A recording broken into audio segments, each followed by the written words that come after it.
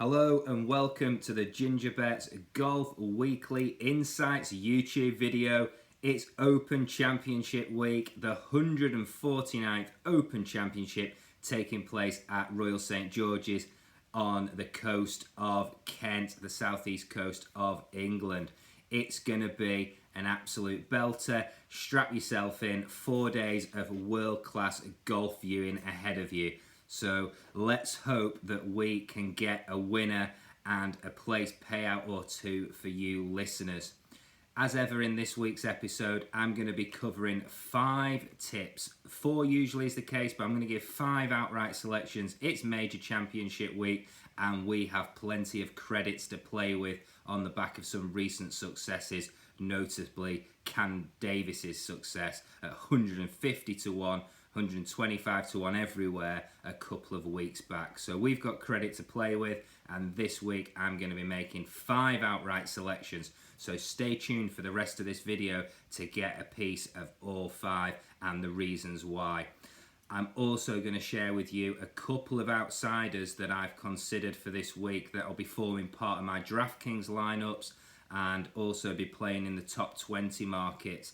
So if you are wanting to get all of those, get yourself over to Gingerbets. It's all in the link and the comments below, gingerbets.substack.com, where you can sign up and receive 1 weekly email, not loads of marketing emails, not loads of spam in your inbox, just 1 weekly email with loads of golf betting insights that'll help you pick more regular winners, and that is a fact. Why? Because we've been doing it year in, year out for the past 4 or 5 years, and every single tip from 2021 is recorded here on YouTube and on the Gingerbets Substack.com website link. So do get yourself over there and subscribe. There is going to be lots of previews out this week that will tell you lots about the course, how it's going to play, the weather and such. That is not what I'm going to focus on, because I've only got 7, 8, 9 minutes to keep your attention, and you're tuning in for winning bets and for profit. I am sure of that. So let's kick off this week. Royal St George's 149th Open. Who is going to lift the claret jug come Sunday evening? First up, he's a player that I have long had my eye on for this championship. When he was injured earlier in the season, I was a bit concerned. He cost me dearly at the Masters where he missed the cut. He comes in at a ridiculous price. This is a 4 times major champ, back-to-back champ in certain majors. He is also the most prolific player right now when it comes to major performances. If you look at him compared to the rest of the field, he destroys them, maybe 50 shots better in major tournaments over the past 4 or 5 years than his closest rival. That tells you how far he's separating himself from the field when it comes to big boy golf courses and big time events. This player, I'm sure some of you have guessed him by now, but 4-time major champ. 3 top 10s at the event from 6 goes. That's a 4th in 2019, a 6th in 2017, and a 10th in 2015. He will not be lacking confidence. There has been some recent comments in the press that he doesn't like the course this week. I would read nothing into that. The first and headline selection of the week, without a shadow of a doubt, he has got my money and carrying my hopes, the most of them. He's the one that I expect to challenge the leaderboard come Sunday evening, Brooks Kepker. He's available 9 places, William Hill 18 to 1. That's where you should go for this bet. That's the best value when you take into consideration the outright price and the place prices. So first up, Brooks Kepker. He's the first one in the portfolio. Second up, all the talk is about Jon Rambo Rahm going back-to-back in major champs. Not many have done that before. I think 2 in the history of golf. Do not quote me as to when, but I'm sure one of them was Jack. The second selection of the week isn't, though, Jon Rambo Rahm. That would be too easy to go two top of the shot guys. I'm going to throw in a player that can go back-to-back, but it isn't majors, it's Open Championship majors. This guy, the winner in 2019, when he led them a merry dance down the stretch and cleared away from Tommy Fleetwood, he got over the line. He's 10th in greens in regulation gained over the last 50 rounds, a real key stat at Open Championships. He is 20th strokes gained approach and 20th in bogey avoidance, 2 stats that are going to be important this week.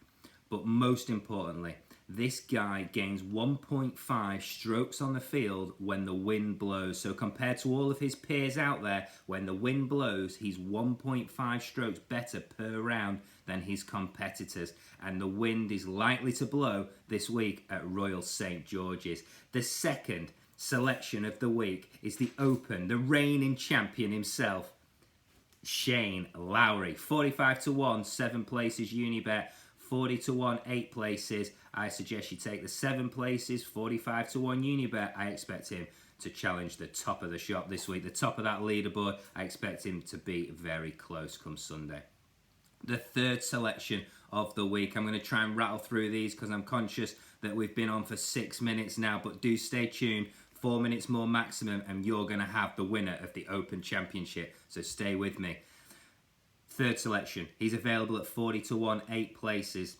He's got 3 top 20s at the event and 1 top 10 back in 2019. 2016, he finished 12th, so near top 10.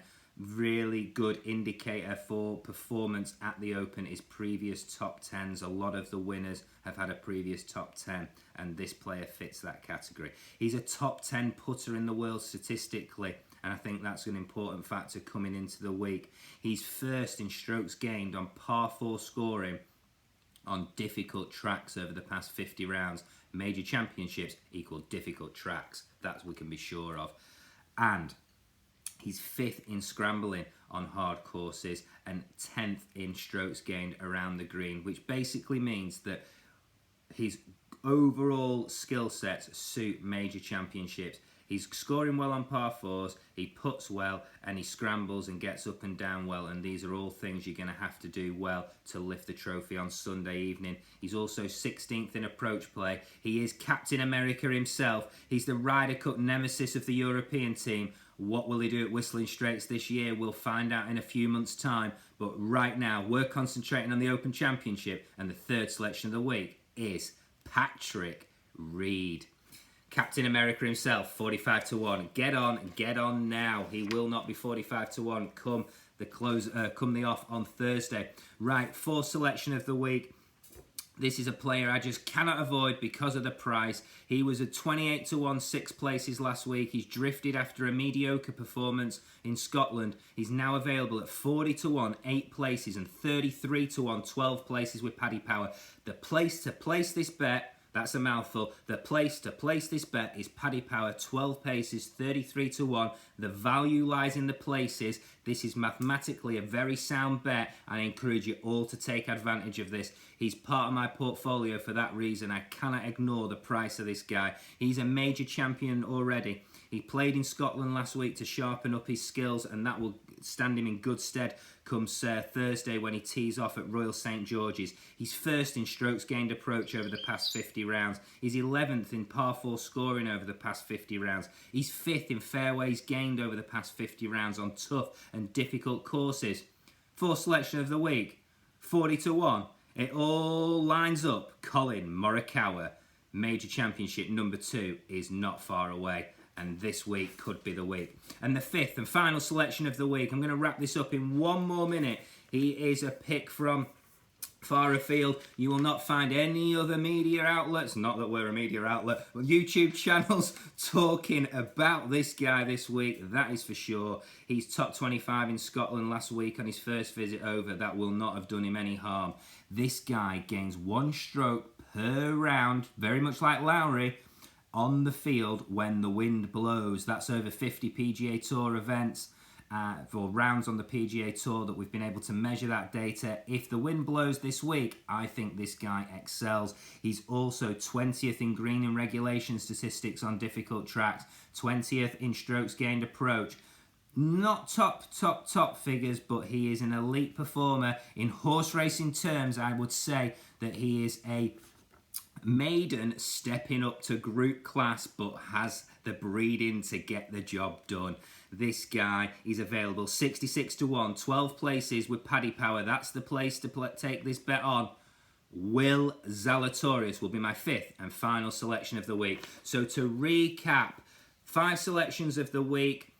Brooks Kepker, top selection, headline selection, 18-1. Shane Lowry, 45-1, second selection. Patrick Reed, 40-1. 8 places, Bet365, third selection. 4 selection, 40-1. Colin Morikawa, looking for major, number 2. And the 5th and final selection, and the one that no one else will be talking about, but he's going to have a good chance come Sunday evening. Will Zalatoris, 66-1. I'm not going to talk about anything else this week. Thank you for listening. Subscribe to the YouTube channel if you're enjoying the content. It'll be great to get to 100 viewers by the end of the year. The sooner the better. Thank you for taking the time. Good luck with all your bets. And remember, if you're enjoying this content, you can always get over to gingerbets.substack.com and subscribe to become a regular member of the weekly emails, plus subscribing to the YouTube channel. Thank you very much. Goodbye and good luck.